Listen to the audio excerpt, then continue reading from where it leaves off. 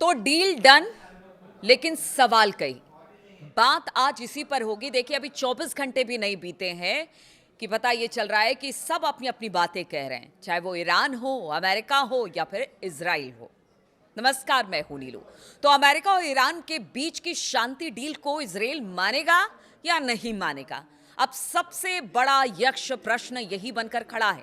इस डील पर डिजिटल रूप में मुहर लग जाने के बाद इजराइल के प्रधानमंत्री बेंजामिन नेतन्याहू का पहला बयान सामने आ गया। नेतन्याहू ने सोमवार 15 जून को कहा कि ईरान को कभी भी परमाणु हथियार हासिल नहीं करने देना चाहेंगे।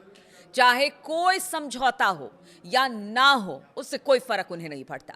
साथ ही उन्होंने यह भी साफ कर दिया कि उनकी और राष्ट्रपति डोनाल्ड ट्रंप की हर बात पर हमेशा एक जैसी राय हो, ऐसा मुमकिन नहीं है। इजराइल ने अपने हित और अमेरिका के अपने हित, उनकी ये टिप्पणी ऐसे समय में आई है जब अमेरिकी प्रशासन के सीनियर अधिकारियों ने बताया कि अमेरिकी राष्ट्रपति डोनाल्ड ट्रंप, उपराष्ट्रपति जेडी वेंस और ईरान की ओर से संसद के स्पीकर मोहम्मद बाघेर ने समझौता ज्ञापन यानी एमओयू पर डिजिटल रूप से हस्ताक्षर कर लिया। और इस एमओयू पर लगभग सभी बड़े इजरायली नेताओं की प्रतिक्रिया आने के कई घंटे बाद प्रधानमंत्री नेतन्याहू और इस पर बात की। और सोमवार की शाम हुई प्रेस कॉन्फ्रेंस में नेतन्याहू ने ट्रंप के साथ मतभेद पर कहा कि ऐसा सबसे अच्छे परिवारों में भी होता है। अब देखिए, बात कर रहे हैं परिवार की, लेकिन परिवार के हर एक सदस्य की बातें एक दूसरे को पसंद नहीं भी आती है। इसके भी संकेत नेतन्याहू ने दिए हैं और बताया जा रहा है कि इस प्रेस कॉन्फ्रेंस के बाद डोनाल्ड ट्रंप की नेतन्याहू से बातचीत हुई और बड़ी हॉट टॉक हुई है। अब ये हॉट टॉक क्या है, कुछ दिन बाद तो समझ में आ जाएगी, लेकिन हॉट टॉक पहले भी हो चुकी थी जब डील हो रही थी। अब डिजिटल हस्ताक्षर हो गए हैं, लेकिन नेतन्याहू ने जो बातें कही उसके बाद ट्रंप काफी गुस्से में जरूर नजर आ रहे हैं। अब एक एक करके बताते हैं कि क्या कुछ प्रेस कॉन्फ्रेंस में कहा गया और नेतन्याहू ने क्या कहा है, जिससे लगता है कि इस रीजन में क्या नेतन्याहू अशांति पैदा कर सकते हैं, क्या इस डील को डिरेल कर सकते हैं। कल से लेकर आज तक यही सवाल उठ रहा है कि ट्रंप और ईरान के बीच तो बातचीत हो गई है, लेकिन जो मंशा लेकर नेतन्याहू लगातार विस्तारवादी नीति के साथ आगे बढ़ रहे हैं लेबनान और तमाम मोर्चों पर, उनके जो सैनिक हैं वो पीछे हटने को तैयार नहीं है। ऐसे में शांति कैसे आएगी? अब ईरान पर हमला बड़ा मुद्दा नहीं है, लेबनान पर बड़ा मुद्दा हमला बनता चला जा रहा है, जिस तरह से हमले इजराइल कर रहा है लेबनान पर। तो अब बात करते हैं नेतन्याहू की और उन्होंने क्या कहा प्रेस कॉन्फ्रेंस के दौरान एक एक करके आपको बताते हैं। तो राष्ट्रपति डोनाल्ड ट्रंप और मैं हर बात पर हमेशा एक जैसी राय नहीं रखते हैं। वो अमेरिका के राष्ट्रपति हैं और मैं इजराइल का प्रधानमंत्री हूं। मैं इजराइल की सुरक्षा से जुड़े हितों के लिए जिम्मेदार हूं और यह काम समझदारी से करना जरूरी है। नेतन्याहू ने कहा कि ईरान को परमाणु हथियार हासिल करने से रोकना उनके पूरे राजनीतिक जीवन का सबसे बड़ा और एकमात्र लक्ष्य रहा है। उन्होंने कहा कि कई दशकों से मैं ईरान के परमाणु हथियार पाने की कोशिशों के खिलाफ लड़ रहा हूं। मैं इसे अपने जीवन का मिशन कह सकता हूं। अब तक मैंने इसे निभाया है और आगे भी निभाता रहूंगा। अब देखिए इससे नेतन्याहू की क्या मंशा जाहिर होती है। उन्होंने आगे कहा कि समझौता हो या ना हो, ईरान के पास परमाणु हथियार नहीं होने चाहिए, ना आज और ना कल और ना कभी और। जब तक मैं इजराइल का प्रधानमंत्री हूं ऐसा कभी नहीं होने दूंगा। टीवी पर चले इस प्रेस कॉन्फ्रेंस में नेतन्याहू ने अपने सैन्य ऑपरेशन की उपलब्धियों को गिनाने की कोशिश की, क्योंकि देखिए अब नेतन्याहू की कुर्सी भी इसके बाद खतरे में पड़ती नजर आ रही है, क्योंकि उनके अपने पार्टी के नेताओं की बगावत इस डील के बाद शुरू हो गई है। यानी राजनीतिक भविष्य पर नेतन्याहू के बड़ा सा क्वेश्चन मार्क लग गया है। दरअसल युद्ध को संभालने के तरीके और अमेरिका और ईरान के समझौते वार्ता में असर न डाल पाने को लेकर उन्होंने काफी आलोचना का सामना करना पड़ा है।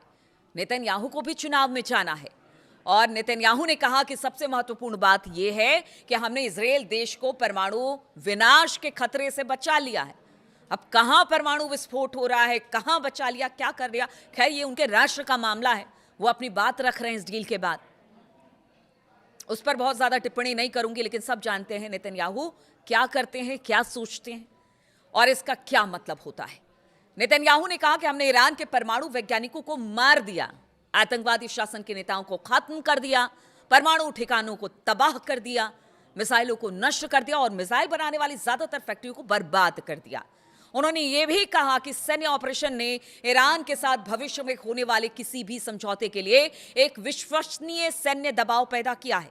नेतन्याहू ने कहा कि इजराइल के लिए खतरा अभी भी बना हुआ है। उनके अनुसार खतरा सिर्फ ईरान से नहीं बल्कि उनके क्षेत्रीय सहयोगियों पर से भी है, जिन पर हमले कभी न देखे गए तरीके से हमला किया गया। और उन्होंने कहा कि हमने इजराइल के चारों ओर गहरे सुरक्षा क्षेत्र बनाए हैं। हमने ये गाजा, लेबनान और सीरिया में किया है। मैं स्पष्ट कर देना चाहता हूं कि अपने देश की सुरक्षा के लिए हम इन सुरक्षा क्षेत्रों में तब तक बने रहेंगे जब तक इनकी जरूरत होगी। तो वो बात कर रहे हैं ईरान के प्रॉक्सीज की, हिजबुल्ला की, जिसके साथ लड़ाई हो रही है, लेबनान, गजा, जिस तरह की बातें वो करते रहे हैं। और उनका कहना है कि इजराइल को सुरक्षित रखना मेरा काम है।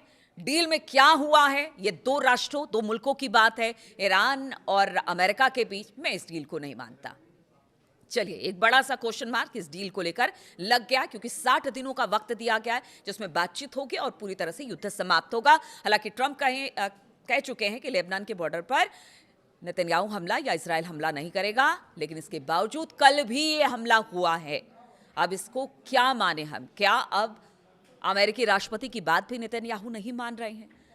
वो ये चाह रहे हैं कि हम हमला करें और ईरान कह रहा है कि लेबनान पर हमला करेंगे तो बातचीत यानी कि जो डील है वो कैंसिल हो जाएगी और हो सकता है ईरान इजराइल पर हमला कर दे और फिर इजराइल को एक मौका मिल जाए ईरान पर हमला करने का।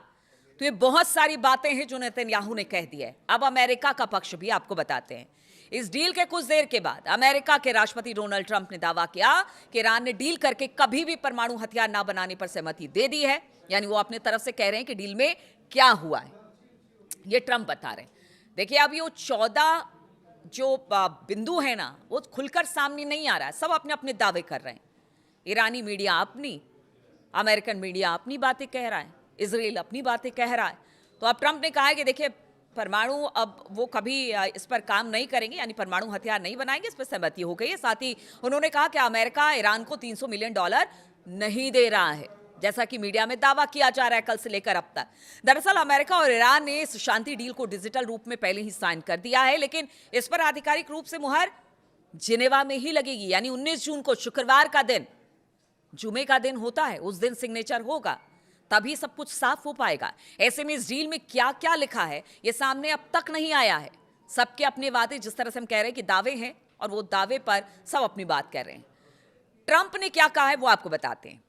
तो अपने सोशल मीडिया प्लेटफॉर्म ट्रुथ पर लिखा, ईरान ने परमाणु हथियार कभी ना रखने पर सहमति दे दी है। साथ ही खबर कि अमेरिका ईरान को $300 मिलियन दे रहा है, फेक न्यूज है जिसको डेमोक्रेट्स ने फैलाया, यानी अपने अपोजिशन को ही कटघरे में खड़ा करते रहे।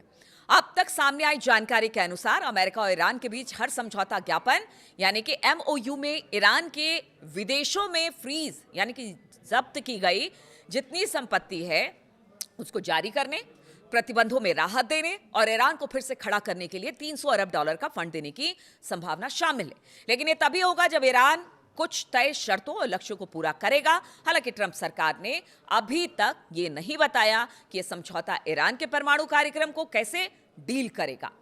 और अब भी कई बड़े सवाल बने हुए हैं, जैसे कि ये जांच कौन करेगा, ईरान समझौते का पालन कर रहा है या फिर नहीं, ये कौन सुनिश्चित करेगा कि ईरान परमाणु हथियार नहीं बना रहा है, ईरान के परमाणु हथियारों और ठिकानों के नीचे दबे जो उनके इनरिच्ड यूरेनियम है उनको कौन हटाएगा, नष्ट करेगा। पिछले साल अमेरिकी हमलों में ईरान के जिन परमाणु ठिकानों को भारी नुकसान पहुंचा था उसके नीचे अभी भी कहा जा रहा है कि इनरिच्ड यूरेनियम मौजूद हो सकते हैं।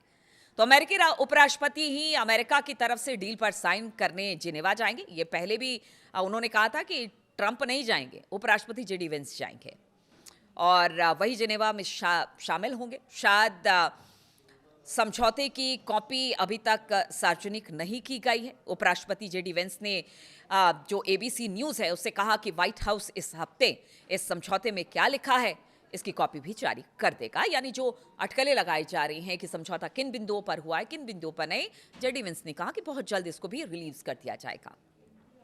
उन्होंने कहा कि लोग ये देखेंगे कि ईरान को $1 भी तब तक नहीं मिलेगा जब तक वो अपनी जिम्मेदारियां पूरी नहीं करता। वेंस ने कहा कि इस डील के तहत ईरान को अमेरिकी टैक्स पेयर का कोई पैसा नहीं मिलेगा और तर्क दिया गया कि ईरान पर लगे प्रतिबंध हटाने और उसे अंतर्राष्ट्रीय अर्थव्यवस्था में वापस लाने में अमेरिकियों का फायदा होगा। वेंस ने सोमवार देर रात फॉक्स न्यूज से कहा कि इससे बहुत फायदा होगा, इसमें अमेरिकी पैसा शामिल नहीं है और इससे काफी आर्थिक समृद्धि आ सकती है। तो देखिए, ये था अमेरिका का पक्ष। उन्होंने अपनी बात रख दी, सोशल मीडिया ट्रुथ पर कह दिया कि देखिए भाई, हमने अपनी बातों को आगे रखा है, ईरान हमारी बातों को मान लेगा तो सब ठीक है, वरना यहां पर भी एक बड़ा क्वेश्चन मार्क। तो 2 क्वेश्चन मार्क तो हो गए इस समझौते को लेकर। 60 दिन का, बार बार याद दिला रही हूं, 60 दिन का वक्त है। अब बात कर लेते हैं ईरान की। तो अमेरिकी और ईरान शांति समझौते में, अमेरिका और ईरान शांति समझौते में एक बहुत बड़ा बदलाव आया है। अब ईरान का दावा है कि अमेरिका ने अंतिम सहमति में यह माना कि हॉर्मुज स्ट्रेट से गुजरने वाले जहाजों से टोल वसूल कर सकता है। देखिए, कल तक ये कहा जा रहा था अब कोई टोल नहीं होगा, जैसे पुरानी व्यवस्था थी। हॉर्मुज से तमाम जहाज निकलते थे, किसी तरह से कोई शुल्क यहां नहीं लगता था। और जिस तरह से कल बातचीत हुई, ये कहा गया कि फिर वैसे ही स्थिति हो जाएगी। लेकिन अब ईरान दावा कर रहा है कि नहीं नहीं, अमेरिका मान गया है कि हम टोल वसूलेंगे। हालांकि अमेरिका ने अभी तक ईरान के टोल वसूलने के दावे को पर कोई किसी तरह की कोई प्रतिक्रिया नहीं दी है कि वो सही कह रहा है, नहीं कह रहा है, क्या कह रहा है। चंद घंटे पहले तक अमेरिकी राष्ट्रपति डोनाल्ड ट्रंप हॉर्मुज स्ट्रेट को खोलने और बिना टोल के जहाजों की स्वतंत्र आवाजाही की वकालत करते दिखाई दिए। ट्रंप ने कई मौकों पर कहा कि वो ईरान को हॉर्मुज से गुजरने वाले जहाजों से टोल वसूलने की अनुमति नहीं देंगे।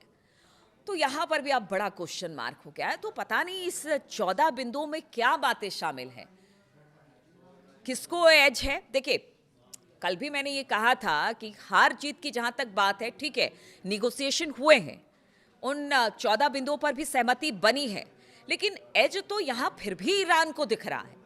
क्योंकि कई बातें हैं, अगर ठीक है वो पैसा रिलीज करने, फ्रीज अकाउंट रिलीज करने की बात कर रहे हैं, तो अब से पहले तक बहुत ज्यादा नुकसान ईरान को झेलना पड़ा इन फ्रीज अकाउंट की वजह से। और अगर आप पुनः निर्माण यानी कि रिकंस्ट्रक्शन के लिए भी पैसा देते हैं तो भी एक बड़ा एज है।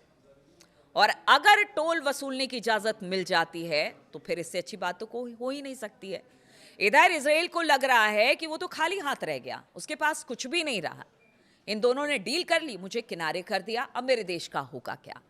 और इधर ट्रंप अपने आप को सर्वोच्च, क्योंकि महाशक्ति तो वो बताते रहे हैं अमेरिका अपने आप को, तो वो हमेशा ऊपर रहने की बात कह रहा है। इसलिए वो ये बताना चाह रहा है, ये दिखाना चाह रहा है कि वो अब भी सबसे ऊपर है। लेकिन इस डील को लेकर संशय अब भी बरकरार है।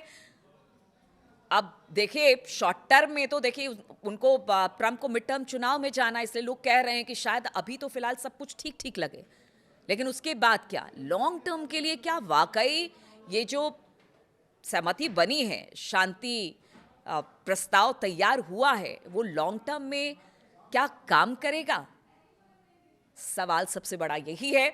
आप इसको लेकर क्या सोचते हैं? अपनी प्रतिक्रिया जरूर दें। तीनों देशों ने अपनी अपनी प्रतिक्रिया तो दे दी है, अब 19 तारीख का इंतजार है। हालांकि उससे पहले जेडी वेंस ने कहा है कि इन 14 बिंदुओं को रिलीज कर दिया जाएगा। उसमें देखना होगा कि एज किसे है, किसने अपनी बात मनवा ली है, कौन आगे बढ़ रहा है, क्या कुछ होगा। इधर नेतन्याहू की जो मंशा है उसे देखकर तो बहुत बड़ा खतरा नजर आ रहा है। तो जरूर अपनी राय दें और ये बताने की कोशिश करें कि आपको ये वीडियो कैसा लगा, आप इसे लेकर क्या सोचते हैं। फिलहाल बहुत बहुत शुक्रिया मेरे साथ इस वीडियो में शामिल होने के लिए।